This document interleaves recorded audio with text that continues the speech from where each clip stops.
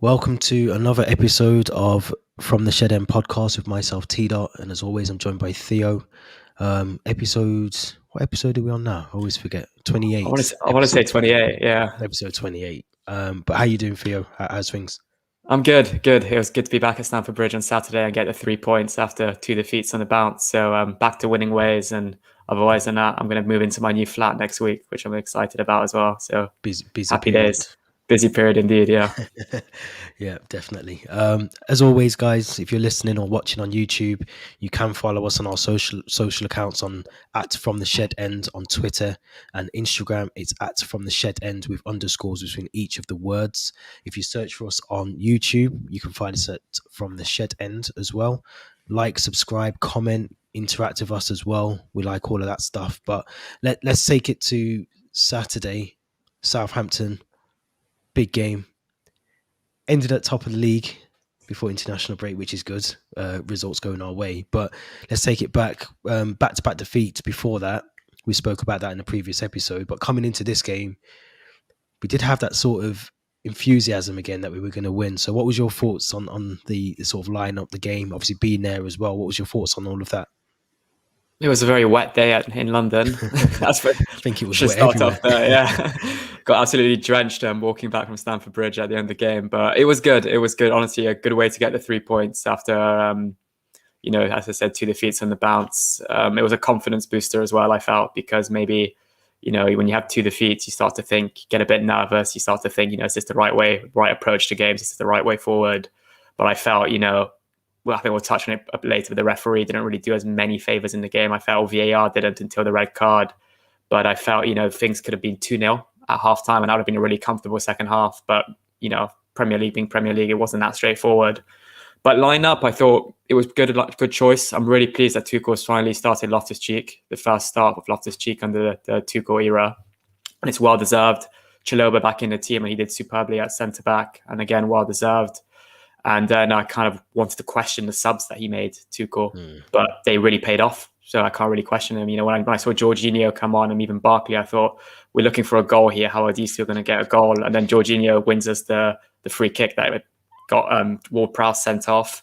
Yeah. And then Barkley put in that pass that was, perfect pass to Aspi, who then assisted Werner. And if that's Pogba or Fernandes, Twitter would be going crazy. So it's just, you have to praise Barkley for that pass as well. So fair play to Tuchel for getting those subs right and changing the game in the second half. But no, it was a good 3 points. When you look at the scoreline 3-1, even though those 2 goals came quite late in the second half, I felt it was quite comfortable. I do wonder, had we maybe got that second goal, had they not been 10 men. But no, quite a comfortable game, I want to say. And 3 points, and as you said, results went our way over the weekend with other games. United drawing to Everton, City and Liverpool drawing. So it was the perfect weekend to be a Chelsea fan. Yeah, it was good. It was a good lineup. Obviously, Ben Chilwell was a surprise. I wasn't sure if he was going to start. Obviously, the form that Alonso's been in, it was not that it was questionable. I think he had moments in the game where he did worry me. I mean, obviously, we can talk about Livramento, who at times had him on his toes, especially for the penalty. It was a very good bit of skill from Livramento to get away from. There was like a small touch just as he sort of takes the ball away from Chilwell. There's an additional touch which wrong foots Chilwell, misjudges the whole sort of tackle completely, and it is a penalty. But apart from that, I think he played really well, and obviously he got a goal as well. I think he assisted the Chalobah goal from the corner, which I thought was a brilliant goal, brilliant piece of set piece play, really, because Chalobah's left unmarked at the back. I think it's Ward-Prowse and Carl Walker-Peters who are the nearest to him, and one of them out of the two should be, as touch tight as possible to Chalobah, and they just allow him that extra bit of space.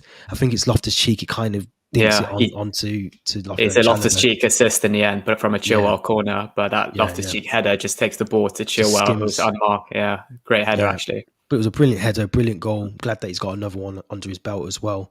In terms of Southampton, I do feel like they're lacking, a Danny Ings, and you do worry about Southampton. I mean, a Chelsea fan, it doesn't really bother me. But I think in terms of the way that Southampton have done their recruitment over the years, you think about how many big names they've had come through.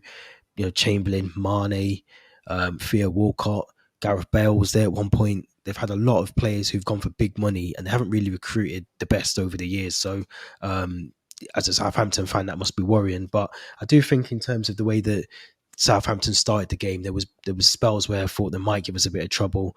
Obviously, Nathan Redmond trying to play a bit more sort of a central forward role doesn't really help. And I think with five at the back in terms of Aspie, Chalobah, Silva, Rudiger, and Chilwell, it was just difficult for Southampton to break us down. And I think that was it was back to the Thomas Tuchel way that we know, in terms of being able to be solid at the back and having that sort of fluid, the wing backs as well, being able to push forward when they need to, but dropping back as well. So I was impressed. And like you said, Ruben Loftus-Cheek getting a start was something we've all probably been shouting for as Chelsea fans for a very long time. So he put in a brilliant performance as well. But Timo Werner, let's talk about the goal that wasn't allowed. I think it was a foul from Aspilicueta on Kyle Walker-Peters. How is it a foul? What ridiculous. Point is it a foul? They took it so far back that probably Maurizio Sarri was still our manager at the time. It was honestly a joke, and they even showed it on the screen at Stamford Bridge, and the Stamford Bridge started going crazy. And I don't know. At first, I thought maybe there was a handball in the penalty box or something like that, or a foul, a push in the penalty box, something that maybe resulted in the player, Werner being unmarked and scoring. But no, it was a foul that Aspi did on. I don't even think it was a foul to start off. It was very, very soft, and it was at least 2-3 minutes, or at least a couple of plays before the actual goal. So it's just, that's when I think VAR is just, it's there to do it, but at the same time, you don't need it like that. You don't need it like that at all. It should be there to review kind of clear, mistakes from the referee, whether that's a red card, whether that's a goal line, the ball crossing the line or not, whether that's a penalty, but just not a foul that was committed, a couple minutes before a goal, or something that happened that didn't actually affect the play of the goal. And I don't even think Southampton players were complaining to Atkinson. So it kind of goes to show that even they didn't really expect the goal to be ruled off. So no, that was ridiculous. And then I think I put a tweet up at halftime fuming with VAR, because it's just, and then we only 1-0 up. And when you're 1-0 up at halftime, anything can happen in the second half. But 2-0 up, which there was a great header from Werner, and he deserved that goal. So I'm glad he got that goal to make it 2-1 in 80 something minutes. But no, for me, that VAR decision was complete. It was abysmal. It was terrible. Yeah, it was shocking, because I think we've got to remember football's a contact sport, so there is going to be at points where you might put your hand on a player's back, or just make contact with the player, which is why it's called a contact sport. And I think I agree with you. There's only so many stages you should be able to take the sort of decisions back to, and I think that was 2 or 3 stages of play taken place since then. Exactly. At what point are we're going to draw the line in the sand and say, well, hold on, that was a different part of play. We've now moved on from that. It just doesn't make sense to me. It wasn't even a foul anyway, so that's the more concerning thing. That I always use this example. But FA Cup final, the handball from Ayoze Perez that led to the Tielemans goal, that was almost the play right before the assist, I think. So if you're going to rule it back, for 3 or 4 plays before the actual goal, where was that in the FA Cup final? Like, it's just ridiculous. Yeah, no, it doesn't make sense at all. It doesn't make sense. No consistency. But there was some sort of, well, I was going to say redemption, but yeah, there was definitely some justice, I suppose. For me personally, I think you mentioned it before. I don't think Ward-Prowse was a red, if I'm honest. I know he's coming from the back. I think Jorginho's made a meal of it, which has changed the decision of the ref. I'm glad he got sent off. I mean, 10 plays is better than 11, but I just think it was harsh. I do think it was harsh. I'll give them that. It was harsh. But I do think Jorginho did make a meal. It was almost like, sniper in the crowd, shot, that kind of ball in theatrics. But we don't know. I mean, he did come through from the back, which, in football, they tell you that you can't do that. It says, it's a red card if you tackle from the back. So, what was your thoughts? Did you think it was a red initially when you were there, or did you think, has your mind changed? It's so now that you mentioned, I think if that happened, if it was a Chelsea fan committing that foul to a Chelsea player committing that foul to a Southampton player, I'd be fuming, thinking that's not a red. But maybe it's a bit of Chelsea biasm and the fact it changed the game that I will say it's red. And the ref did go to the screen and review it for a couple minutes. So he did, take time to actually took his time to look at it and review it. And I think he did explain that it was the actual intent that it could have been very, very dangerous. That's why it was sent off. And as you said, sniper in the crowd type of reaction from Jorginho. He was actually hurt, was he? He got up kind of very soon after, but he tried to make a meal out of it to maybe get Ward-Prowse sent off. The one thing I will say, he got nothing of the ball, and it's kind of a dangerous part of his foot, pointing towards Jorginho's ankle. So that's when you start to think, slightly different, a couple centimeters up or a couple centimeters below, and that could be, a very, very bad challenge that could actually have Jorginho off on a stretcher. So, but the one thing I wanted to ask you, actually, very dangerous, is I wanted to ask you a couple of times, we've seen it over the last season and a half, is Mendy's distribution. That's the one thing that I still feel like Kepa kind of trumps him on, is, playing from the back with his feet.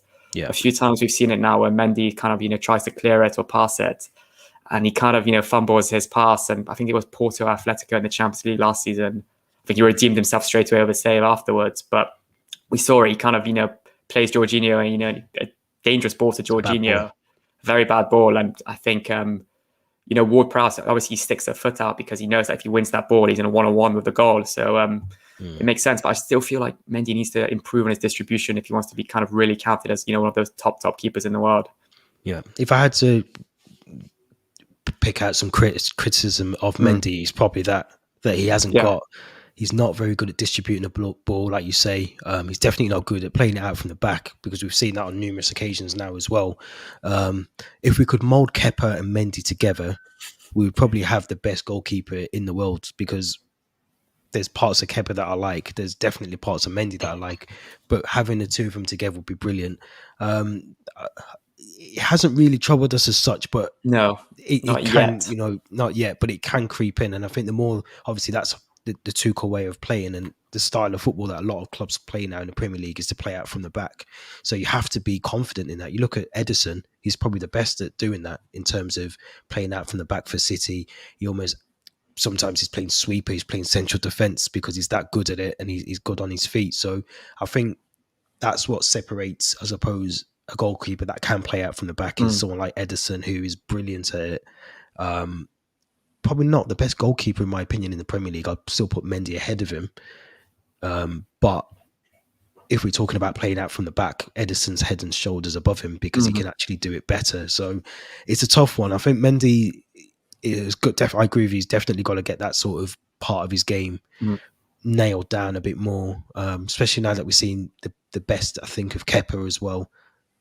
It could only be a matter of time, a slight injury that keeps Mendy out, or I'm thinking of maybe African Cup of Nations. Would he be going there as well? I think so. I still wondering if that's going to be held in January, and if Senegal, because I know Ziyech is not part of the Moroccan team anymore, but I think Mendy will play a part of Senegal in January. Yeah. So if he does go, Kepa comes in. If he plays well for that period of time that Mendy might be away, do you drop him after? Do you even bring him back into the team? Is he going to be warming the bench because Kepa's playing really well? And as we know, Kepa can play out from the back. We've seen that as well. So it's going to be interesting. I think it's a good dilemma to have in a way. I'd rather have two goalkeepers that are a relatively good quality, but obviously you can only play one goalkeeper, so it's good to have two. It's a good headache to have, I suppose. But I agree with you. He's got to sort out his feet and his distribution. His thinking of doing things has got to be a little bit better as well. So hopefully that comes with time. I think that's just going to come with time, practice. The sort of calmness, I suppose, of the centre backs as well. That sort of playing together all the time that might come, but we don't know. But I just wanted to mention as well, because obviously we've watched the previous couple of games where we haven't really had shots on target, and I think we had 20 shots in total. I think 9 on target against Southampton. Lukaku was relatively quiet in terms of scoring. Obviously he didn't get on the score sheet, but there was an article, Antonio Conte basically said that Thomas Tuchel isn't getting the best out of Lukaku at the moment. Would you agree with that? I think we saw what he's capable of doing in those first couple of games against Arsenal, and even Champions League, his heading ability against Zenit. But I think as you said, he has gone a bit quiet recently. And I do think that's maybe the football we play and the formation we play with Tuchel. And then maybe he hasn't really had many games yet with Mason Mount potentially, who's maybe our most creative player. And even Reece James, we know how good Reece James is with, delivering the ball into the box. But yeah, I kind of do agree with Conte. I don't think we've seen the best of Lukaku yet. I'm still expecting a 20-goal season from him. I think he's on, how many goals is he on now? He's on, I want to say 3 or 4, 3 Premier League goals. I think it might be 4 Premier League goals. Or maybe 2 3. two against Aston Villa, 1 against Arsenal, I think. Yeah. But yeah, I think I saw, with Vardy and Salah on 6 now, you're starting to think, this is when you start to look at who's in the race for the golden boot. But I do kind of agree with Conte, but at the same time, maybe he got so, used to Italian football. And, he did come relatively late in the transfer market to Chelsea, I think midway through August, something like that. So I still think maybe he needs a bit more time under Tuchel to gel. But I still think, once we have that kind of bought him, that service, he'll be fantastic. And we saw glimpses of that, again in the Arsenal game when he was just bullying defenders, creating space for the wing backs and playing with his back to goal. But I do kind of want to see him a bit more on the ball as well. That's the one problem I think he's kind of dealing. But that's maybe almost a compliment to him that he's so good that he's just man-marked out of the game by like 3 or 4 defenders at times. I think it was against the Juventus game. As soon as he get the ball, I think Delete, Bonucci, and maybe another player will just surround them, all 3 of them together. So, but yeah, I think, with the amount of games we have in October, Norwich, Brentford, Newcastle, those type of games, I'd expect him to score a couple in those. Yeah, and it's going to be interesting because I think when he was at Inter, he did play with the 2 up top, didn't he? He had it's almost like a second strike partner in is it Martinez? Lautaro Martinez, yeah. Yeah, so I think maybe Tuchel, obviously looking at when we played Man City, I did say it was the wrong game, and I still agree with that. I think it was the wrong game to try and play 2 up top. But I think if he's got like a Timo Werner up front with him, we'll probably see more of Lukaku. And it's still early days. We're only 7 games into the Premier League. I say only, but it's still relatively early into a season. But I do agree with you. October, he's got to try and hit it. Well, October, November, those kind of key periods, he's got to hit the ground running, get a few goals. What he doesn't want to do is go for a period of games where he's not scoring or he's not playing well. Pressure starts to mount on him, and he's coming with 97 million, which is still a lot of money. We know what he can do, so I think it's probably even worse because the expectation we have of him is to play the Inter Milan sort of Lukaku, or the 20 goal a season Lukaku. That's what we've paid 97 million for. So that pressure is going to be building on him as well. But I'm confident he can do it. I think I think especially when people, non-Chelsea fans, think of Lukaku, they think of the Man United, West Brom Lukaku, Everton Lukaku, who was relatively young. He's adapted his game when he went to Serie A as well. He's definitely become a better player for it. So I think we'll get the best out of him. It's just early days, like you said, that link up with Mason Mount as well. I think that's going to be a key part. Mason Mount being out the team, we've noticed that already. When he came on Saturday, the difference in the squad was already there. You could see the difference. I think the first touch of the ball, I can't remember what play it was, but he just sort of took the player out of the game a bit and just, ran past it. It was just those little bits of play that he can do is what I think we've been missing. Yeah, definitely. As I said, the game against Southampton, it was kind of one of the substitutions, Mount, Barkley and Jorginho. They were fantastic when they came on. And I do agree, once we have that link up with Mount and Lukaku, I do think he'll get that service, those balls that he needs. We saw it a couple of times, I think, in the Liverpool game at Anfield. Some good passes between, I think, Havertz, Lukaku and Mount. I do kind of think, I do like the Werner Lukaku front two. I do think Werner's capable of taking defenders out of the game or creating space for Lukaku. But I think it's just a nice choice for Tuchel to have, that kind of dilemma, which kind of 2 players or 3 players to start up front. And we haven't even mentioned Ziyech or Pulisic yet. So, And even Hudson-Odoi, who had a very good game against Southampton, I felt, playing in his natural position. So I thought, those are kind of amazing, attacking options that we have to partner Lukaku. But I still think that the Mount Lukaku link up will be the most important for the season if we want Lukaku to get close to that 20 goal mark. Yeah, I'd agree with that. And I think hopefully we get to see that as well. Like we've said, there's some important games coming up, so fingers crossed we can see that from Lukaku. But let's talk about Antonio Rudiger, who at the moment is kind of sitting in limbo by the sounds of things. He's obviously clearly happy to stay at Chelsea for the right amount of money on his new contract that's currently sort of pending. But there is now interest from Bayern Munich, which has always kind of been there anyway. Obviously, the German link is there, but he's honoured by Bayern Munich's interest, but he's happy to stay at Chelsea, according to reports. How do you think this is going to play out? It's kind of slightly annoying me now that he's flirting with these other clubs. And I do think, as I said in a previous episode, if it come January, if he still hasn't signed that contract, I'm kind of thinking, you're playing at Chelsea for the next 5 months, but are you really committed to the club if you still haven't signed the contract?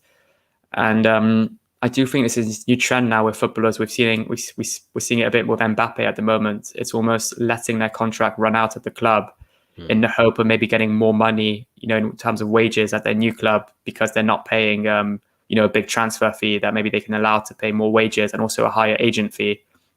So I think maybe that's what Rudiger's agent is trying to do with him. Tell him, if you run down your contract at Chelsea, you can get more money at another club, and I can get more money as an agent as well. But I still think he is committed to Chelsea. I don't see why he'd want to go elsewhere than Chelsea at the moment. He's playing under a German manager. He's got German teammates. He's, probably one of our best players at the moment. He's really reliable, and we do need him at the end of the day. We lost Tomori, in the summer, and I think Rudiger, it was probably a reason why we lost Tomori based on his form, and the same with Christensen, Silva, and even Chalobah in pre-season. So I do think we need to sign him down to a new contract. I don't think we should be paying him anywhere near what he's buying. I think we're saying 400,000. Something ridiculous like that, which is probably they can afford to pay that simply because they're not paying a fee for him from Chelsea. Maybe if they're getting him on free. But if he wants 200,000, I know that's a lot of money for a centre back, but if you get him for a 2 or 3 year contract on that money, then I say do it. But I just kind of a bit fed up of seeing all these articles and rumors of him flirting with these other clubs. I'm seeing Madrid one day, I'm seeing Munich the next. There's always been that interest from PSG, and Tuchel's even admitted that when he was manager of PSG, he said that he wanted to sign Rudiger. So I still think it's a bit of interest from PSG that's still there as well. But no, if it comes January, if he still hasn't signed a new contract, that's what I'm starting to think. Maybe he's not as committed to Chelsea as I thought. Yeah, and I think it's going to be sort of interesting, because I think at the obviously if we can keep him, he's been probably the best centre back we've had so far this season. Maybe in line with Thiago Silva, who I think is obviously well experienced, world class. He's just on the other side of his footballing years. So I think keeping Antonio Rudiger is key. I think paying him 400,000. I think Lukaku's on 325, but he's meant to be getting goals. I expect that from a striker. A centre back, it just seems a lot of money, 400,000 a week, and I would say that about any player, whether it was Mason Mount or whoever. I just think £400,000 is a lot of money a week, and I personally don't see us even entertaining that kind of offer from Rudiger. I think we've offered 135, maybe increasing that up to 200,000 as a sort of top level, but it'd be a shame to lose him. It's a weird one, because I don't want to lose him, but I wouldn't want to see him do an Aubameyang, I suppose, and sort of go quiet. He signed a deal, went quiet, stopped scoring.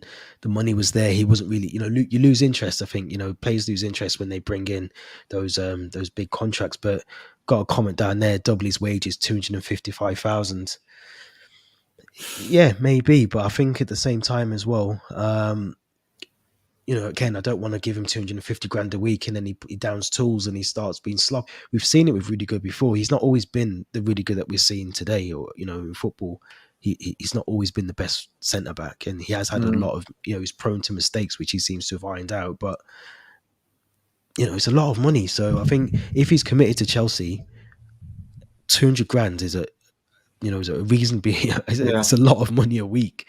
I'm sure anyone who's played football before at any level, 200 grand's a lot of money. So I just think if he wants 400 grand, Bayern Munich will pay that by the looks of it.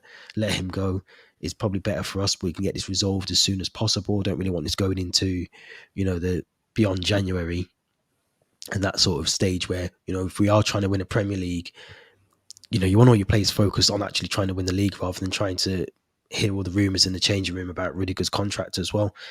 But it's going to be interesting. It's going to be interesting. Yeah. The one thing that I think is if we offer him that kind of money, what's to say a player like Christensen, another centre-back who's playing brilliantly, says, well, I deserve higher money as well. If Rudiger's getting that much and I'm putting, equal performances as him, I would deserve that much. Or even, a midfielder who's a similar age to Rudiger's, maybe a Jorginho, saying like, I'm in line to win the Ballon d'Or. Why can't I be paid, over 200,000? So it starts to kind of have that chain effect or snowball effect where you're thinking, if you offer one player that much, next thing you know, a couple other players will want, to be, matched on Rudiger's wages.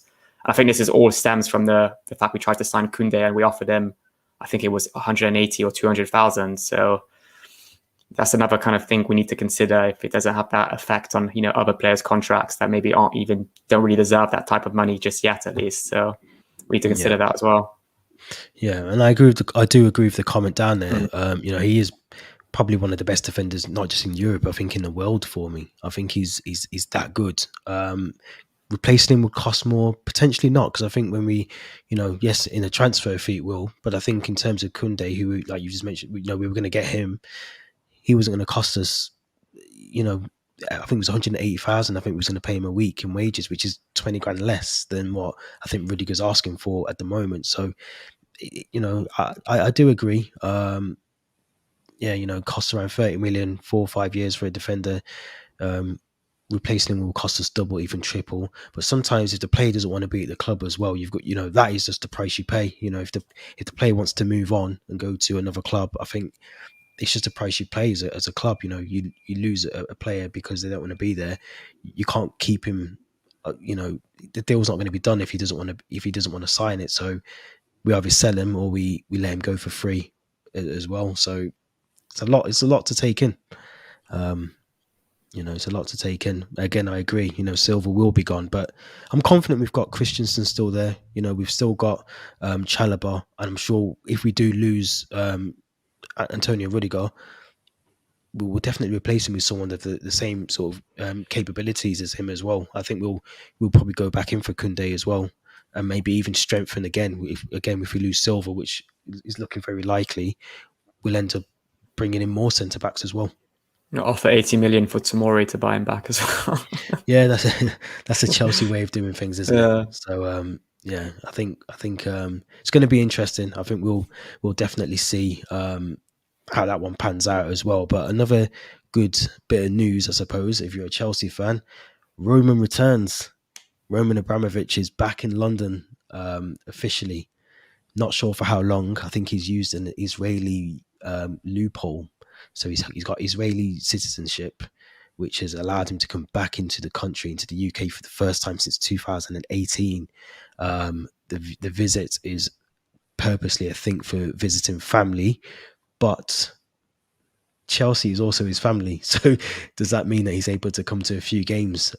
What's your thoughts if you can see Roman back at Stamford Bridge?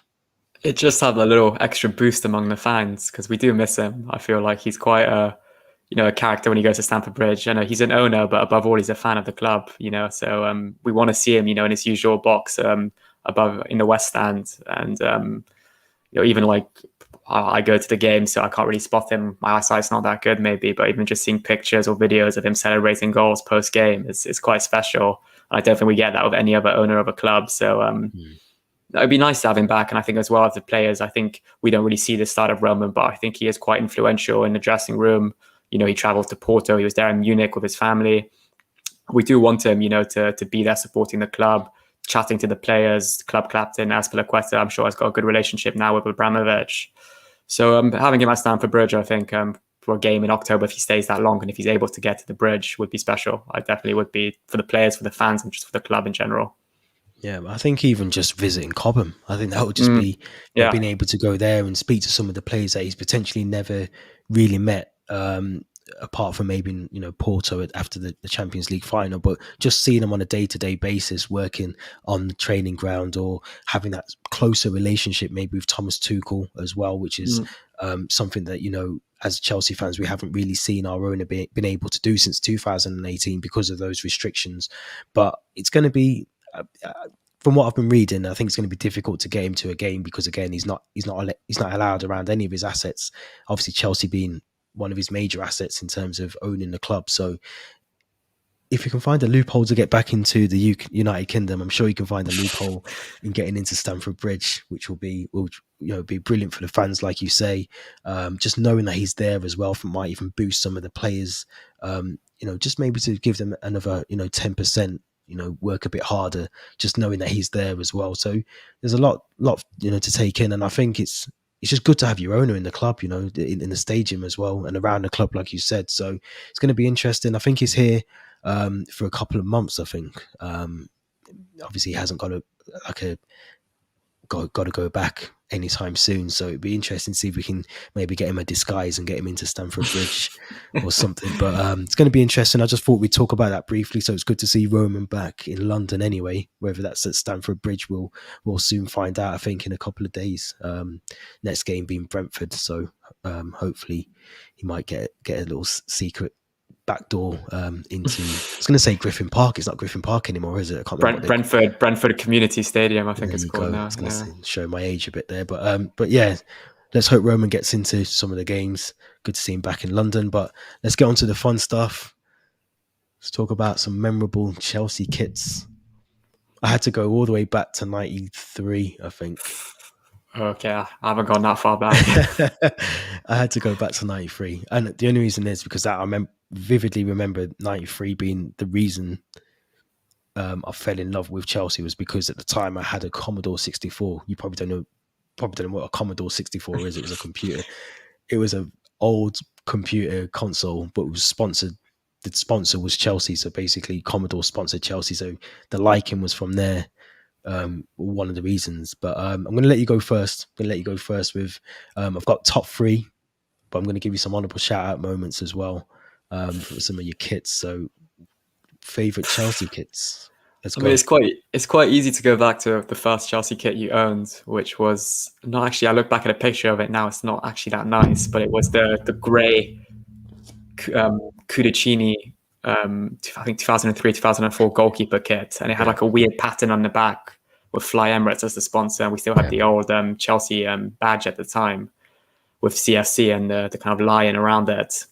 Not that nice of a kit, but it's quite memorable to me. I still wouldn't say it's one of my favorites, and I think it's quite. When I say favorite kits, I want to kind of consider 2 things. I want to consider the memories we created wearing that kit, but also how aesthetically nice it is to look at, and to look at the players wear it. So taking that in mind, there's 2 kits that I really loved. I'm a sucker for anything with a bit of gold on it. So the Chelsea, the Umbro one, we won our 2nd Premier League title in the 2005, 2006. So we still had, I think we had Samsung Mobile at the time, and it had a bit of a gold trim. I think the 100th anniversary of the club, something like that. So that was a really nice kit. And obviously, I think Joe Cole scoring against Man United, that nice goal wearing it. And I've got it downstairs actually with Frank Lampard, number 8 on the back. Really nice kit. So one of my favorites. And then the second one with gold again, the 2012-2013 one, which we won the Europa League in Amsterdam wearing it. It was just such a nice kit to look at, very clean, very simple. But, second, we just won the Champions League. We felt like we deserved to wear some gold on our kit. Yeah. And then the third one, I think it's really grown on me, and it's the one I'm wearing now, actually. It's not so much. I remember when we first released it, I'm like, that looks like a broken television. It's not nice. But it's the 2000, and for those who are listening to this, the 2016-17 away kit. So it's got a bit of like fluorescent yellow and kind of like grey, almost looks like broken TV, like stripes across it. Yeah. And the reason it kind of grew on me is just the matches we played in it. I remember under that first Conte season were just brilliant. Obviously, I think a couple of Leicester away games that we won in it. Everton away, we won that really comfortably, or the Pedro Rocket, I remember. But obviously, the one game that just stands out is West Brom away when we won the league with the Batshuayi, scoring in there quite late on in the game wearing it. And then obviously seeing all the players celebrate in the dressing room. We saw Costa, Hazard, Fabregas, I was David at the Luiz at the game, time. Hawthorns. Oh yeah. Yeah, It must have been a special. Yeah. yeah, I remember it's like even I think West Brom fans were selling their tickets to Chelsea fans for ridiculous prices. yeah. But yeah, I think those are my top three. I don't want to say from the last 20 years maybe, because I could go further back and have some auto glass kits that really stand out. But I think so. I'm sure you're going to bring up some ones from the 90s. I've got some in the vault, but I'm just going to go back to the comments here. So 2003, 2005 kit. Classic. That was a brilliant kit, really was. Last season's kit was awesome as well. I'm assuming you mean the home kit, but yeah, I'll give you that one. It grew on me. It grew on me. Yeah, it grew on me. Yeah. So yeah, we've got 03, 05 home kit as number 1, away last season, and Sarri's yellow kits being number 3. It's a good shout. Like I said, 92, 93. I think that was the it was sort of the only weird thing about it was the collar was really sort of like a polo collar, but it was it had white, blue stripes and red stripes, and I really hate Chelsea kits with red on. I know this is kind of orange, so I can get away with that, but yeah, red with Chelsea, yeah, I'm not. I'd have to agree. So my second one was there was a taking it back now. There was a 94 grey kit. Grey and orange, was it? Grey and orange, yeah, which went really well. Kind of reminds me of sort of like the Rude Hullet kind of days, Vialli days, those kind of days. Then that was a really different. I like different kits, which is why I agree with you that kit you've got on now has grown on me as well. And like you mentioned, the sort of Batshuayi game, that West Brom game, it does take you back to that Diego Costa kind of days as well, doesn't it? So one of my favorite old kits though was I think it was 97 FA Cup final. I'd have to get a picture of it for you, but we were sponsored by Coors at the time, and it was just a really sort of different kit. Sort of had the Umbro button, two buttons, a nice collar with like sort of blue, white, yellow, big crest as well, the old sort of crest on there as well. Again, reminds me of sort of Rude Hullet, those kind of days as well. That's my childhood, so I think that those kind of ones remind me of that. We had a really good auto glass one. I think it was 1999. Yeah, 1999 auto glass was a very good kit. I think that was sort of like Gus Poyet days then. I think, I think we had the Gus Poyet sort of Lasso, those kind of days. You did take some of my faves actually. 2005 was my favorite one. Yeah, that was my favorite one. The 2012, 2013. I think that's the Europa League one, wasn't it? The all gold Samsung gold. That was probably my favorite kit actually. I don't actually wear it. I can't wear that one. That's going to be framed. But my favorite one actually is the one that I've got on now. I love this one. I think it's just different. We very rarely get like all black kits, which I think, and for anyone who's not watching, forgot my words, and anyone's not watching and they're listening, it's last season's 2019-20 that season that felt like it lasted an eternity because of COVID. But that's what I was trying to think when it was, but the COVID season. So it's an all black one, and it's got like the original wrong side. It's got the original sort of Nike logo, so that's a very old school Nike logo on there, which is what I like. The only thing I don't like about our kits at the moment is the side sponsors. I hate side sponsors on kits. I hate them. It's very sort of Americanized, and I hate that. Could be worse. Could be sponsors on the back, which is even worse as well. But then my kits, I do think we've gone back to sort of the Nike kits. I prefer the quality of them. I think when we had, I remember having I think it was an Adidas kit, I think, and I played football in it, and it was brand new as well, and someone just went to tackle me and the whole shirt just came apart, like literally just ripped. So they were never of good quality anyway. So yeah, I was disappointed. A brand new kit as well. You can't put them in a tumble dryer either, I feel. If not, the whole like Yeah, it comes away. printing just comes like off and it looks like a desert or something afterwards, Yeah, like a yeah. sand desert. It's horrible. I've But made that mistake before. I think I even made yeah, it with this one as well. But yeah, those are my kits. When definitely Gus Poyet. Comment there, Gus Poyet, Le So legends. I'd have to agree. I think one of the kits that I mentioned reminds me of Iron Robin, the 2005 kit. 4 or 5. Yeah. Yeah, that kit just reminds me of Iron Robin and Frank Lampard in his prime as well. You got to think about Lampard was in his prime then. So, The Mourinho days, the good Mourinho days. Yeah. the sort of Mourinho where he was charismatic and funny and, all those things that we just wanted in a manager. He was doing that for us. So those are my sort of favorite kits. But this is probably the overall favorite one.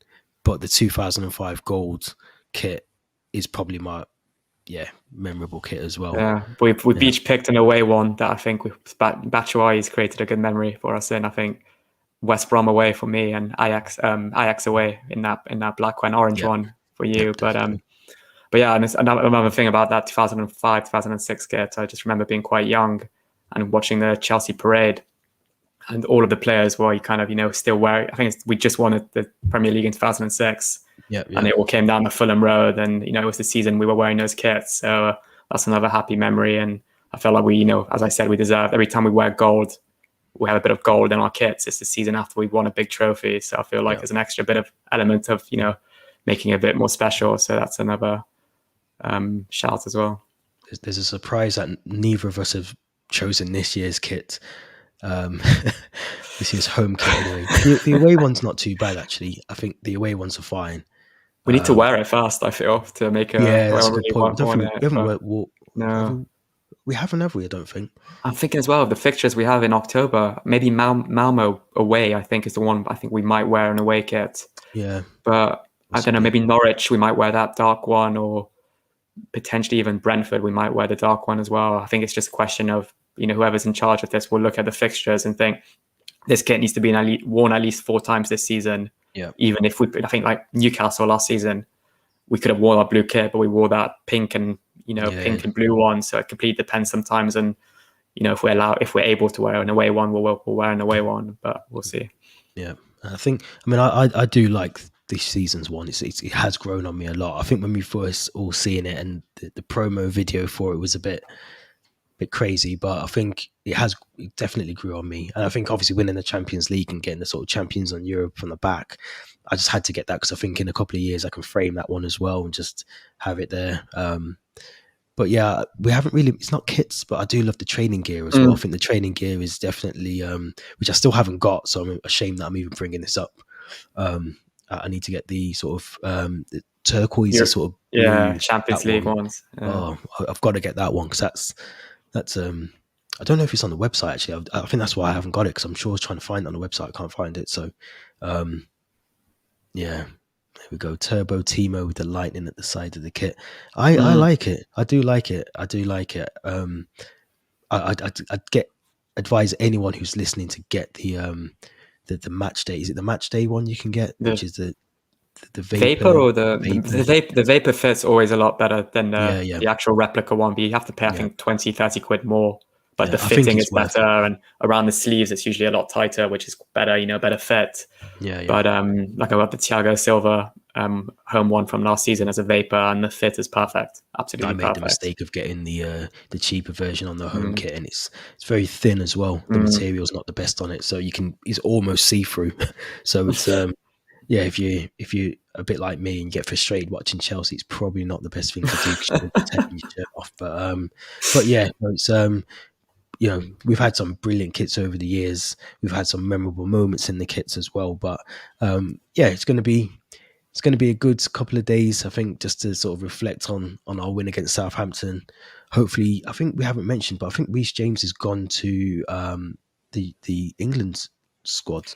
He's been pulled out now, hasn't he? They've replaced him with Ben Chilwell. No, because he was still training in a swimming pool and wasn't training on the pitch. So they've replaced him with Ben Chilwell, and former Blue Tammy Abraham's now in as well, which is well deserved, I feel. So they deserve it, both of them. I tell you what, it would be brilliant. We had Tammy Abraham and Lukaku up front. It would That'd be a nice partnership, I it would think. actually work. It would actually work, I Yeah. think. It's a shame. But yeah, it's good But to see obviously Tammy's in the squad as well. yeah, I think we'll cover that on a future episode. Players that we've regretted that have Yeah. left Chelsea, I think. Yeah, definitely. But as always, guys, we've come to the end. So yeah, if you're listening or watching, I should say, you can obviously see on the screen at the bottom our social accounts are there. But for those on Apple or Spotify, if you're listening on the podcast, it's at From the Shed End on Twitter. And on Instagram, it's at From the Shed End with underscores between each of the words. And again, you can just search for us on YouTube, From the Shed End. We should come up. Subscribe to us, please, and just give us some comments, some likes. If you've got better kits than we haven't discussed, let us know. There's been loads of kits that we haven't mentioned as well. Give us your thoughts on Roman returning, Rudiger's contract as well. Would you pay him 400,000 a week? It's a lot of money. Is he worth the money? Let us know. And we'll be back for the Brentford preview as well, which is, I think it's Saturday kickoff, isn't it? I think. Saturday in 2 weeks, yeah. Yeah. So we'll be back for the Brentford one. We'll definitely be discussing the plays that we let go, and we now regret. There's definitely a few that I can think of off the top of my head. More than a few, I think. So yeah, we'll definitely be covering that on the next episode as well. But for everyone who's been listening or been tuned in, thanks for listening. This has been episode 28 of From the Shed End podcast with myself, T. Dot, and Theo. Thanks for joining us.